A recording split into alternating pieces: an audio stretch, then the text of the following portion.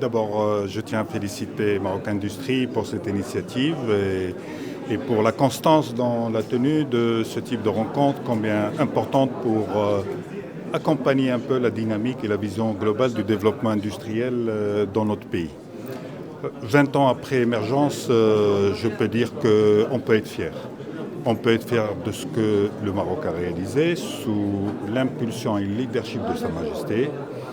On doit être fier de nos compétences et de leur capacité à transformer des visions en réalité.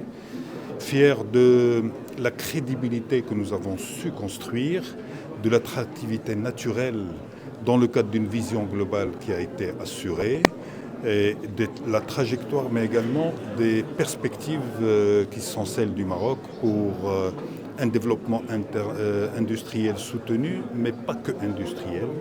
Nous sommes une économie qui a été capable de se diversifier, mais comme toutes les économies, nous avons des enjeux. Et les enjeux, naturellement, sont des enjeux aussi de souveraineté, et la souveraineté économique et la souveraineté énergétique sont des sujets naturellement qui sont posés non pas uniquement pour le Maroc, mais pour tous les pays. Mais tout cela a été anticipé dans le cadre des impulsions royales. Nous savons les objectifs qui ont été marqués pour avancer sur les énergies renouvelables.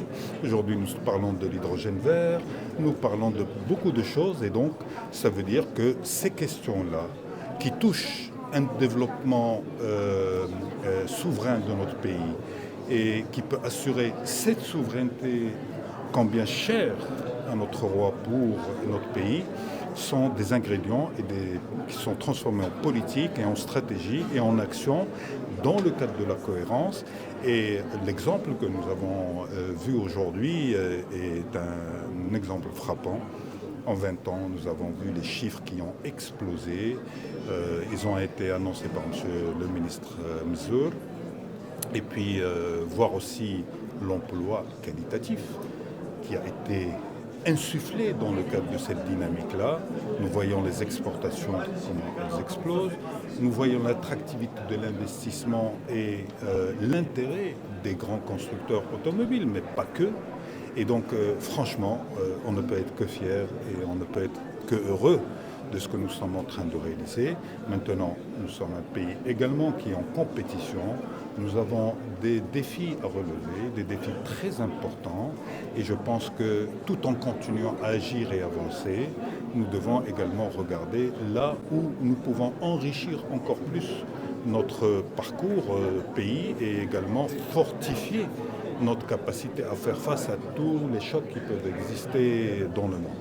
Nous avons un premier objectif qui est celui de 2030 avec la Coupe du Monde.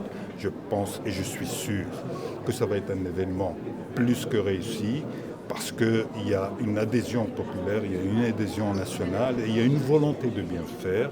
Maintenant, il faut aussi qu'on le transforme parce que c'est un événement, mais il faut que toute la population et tous les intervenants puissent en profiter pour être fiers eux-mêmes et pour sentir que ça apporte quelque chose pour eux. Donc, beaucoup de belles choses. Et en tant que Marocain et en tant qu'ancien responsable, je ne peux être que fier. Merci beaucoup.